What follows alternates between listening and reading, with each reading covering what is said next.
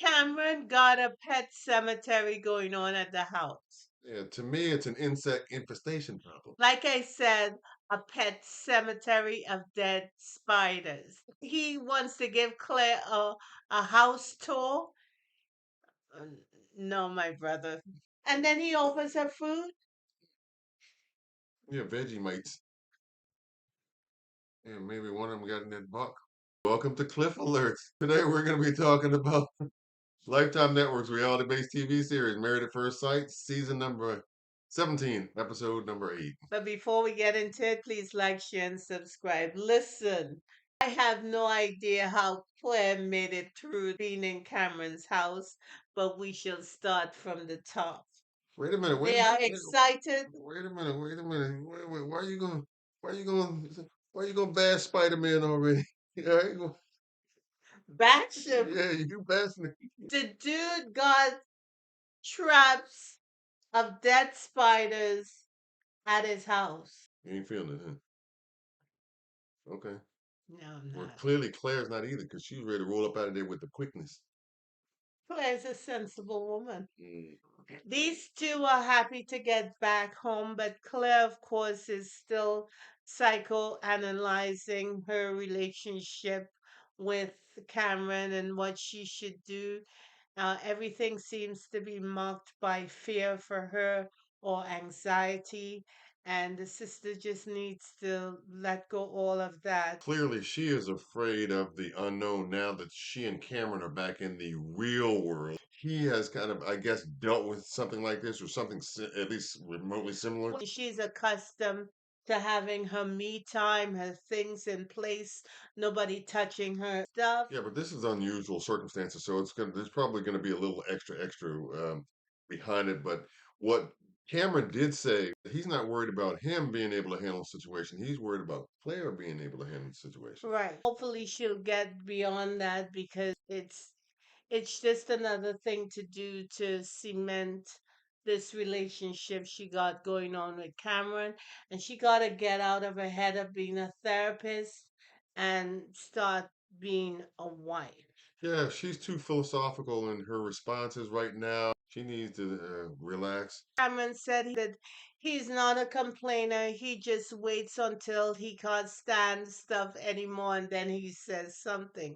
And she encouraged him, don't do that if something is bothering him now, to say it rather than holding resentments until he explodes, which is good It's advice. reasonable. Cameron takes Claire over to his space. Yeah, and initially, before she got to really looking around in detail, Claire was very impressed with his spot. He had a fantastic picture with him on a mountain Yeah, it and was a he overlooking a canyon or something like yeah, that. and he revealed that I'm not sure if he volunteered or he worked with mountain rescue. She was pleasantly surprised, I would Yeah, say. and he had all his gadgets, what he does Hmm. to fix bikes and all that other stuff. Hmm. So Yeah, because that's his thing. That's what he's into. he asked her if she wanted a snack. He had rice cakes and she Okay. said she liked rice cakes. Mhm. And then he asked if she wanted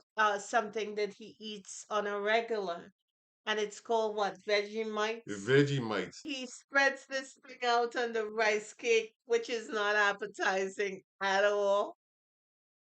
Back in the day, I used to try to eat them, Oh, you had but an experience with it? it was a fail every time. Oh, She said she wanted a sliver because I guess it didn't look too appetizing. look, And when she tasted it, she said it was horrible. she cracked the ugly face with the quickness after she tasted that, after it hit the taste buds. Well, Mm.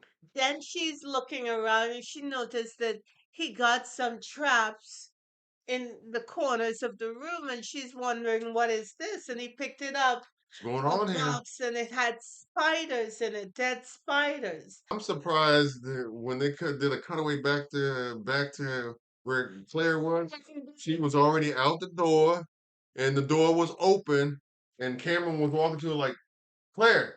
I just knew she was gone. Remember in cartoons we used to watch as kids, whenever somebody used to be out, they would go like, Choo. That's exactly what I expected her to be. Then it was her turn to take him to her spot. Right, and then when he rolled up in there, he was greeted by her pet dog, Lenny. Lenny was more interested in playing with his toy than Chew than toy, yeah. engaging with Right, Cameron. no tail wagging, no nothing. Cameron tried to not get his feelings hurt because he was being ignored. Eventually, Lenny's gonna work himself over to Cameron one way or the other. Yeah, but like I said, it was interesting to me. No tail wagging whatsoever. None. It He was cold snubbed the spring. brother. They met with Dr. Schwartz. Mhm. And one of the things that was on Cameron's mind was the lack of sexual Intimacy. intimacy Right. between both of them. She said that you know what? It's been at a turtle's pace, and that's been as a result of me and my you know my pace rather. And so I apologize for it, and I'll try to do better moving forward. Dr. Schwartz gave her some tips, touch him, talk to him, hold his hand, Right. and those things. She said if she starts doing it frequently, it's going to build intimacy between them Mm-hmm. because they're getting into a comfortable little space with each other and playfully bickering with one another. Hopefully, it could get to where they need it to be able to grow and sustain a marriage between them. Right, but they've made serious progress. Serious progress. Yes. Conversation then turned towards the subject of religion. Yes. And them having to, I guess, kind of share their own backgrounds and kind of develop a plan on how they're going to be on the same page about that moving together as a couple. Right. Particularly with children because they Right. both want children. Right. And Cameron revealed that he was put out of the church when he Christian was church, right? a Christian church when he was 10 years old. Because of that, he has never really moved in that direction. Claire, on the other hand, said she got closer to the Lord for comfort after her brother passed. Right. Cameron seemed to imply that he wanted his children to be raised and believe in something else. Claire said she understood where he was coming from, but it's a topic that has to be further discussed because she has a relationship with God and she wants him and their children to also be in the faith.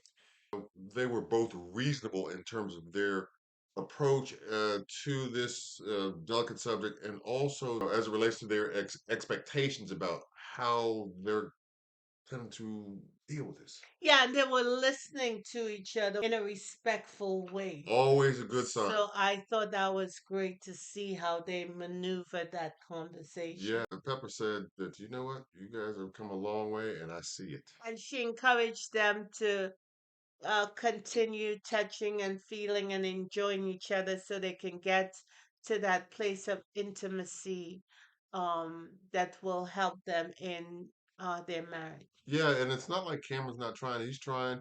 I just think that just from my vantage point, I think it would help matters, to progress a little further along than they are if Claire, just got out of her headspace and, like you said, right at the top of this video, focus more on being a wifey. I agree with that wholeheartedly. Yep, and I'm sure Cameron co-signs that. Yeah, and he needs to hire an exterminator. He don't want to be known as Spider-Man to his wife. Let us know if you've had Vegemite and if you survived it.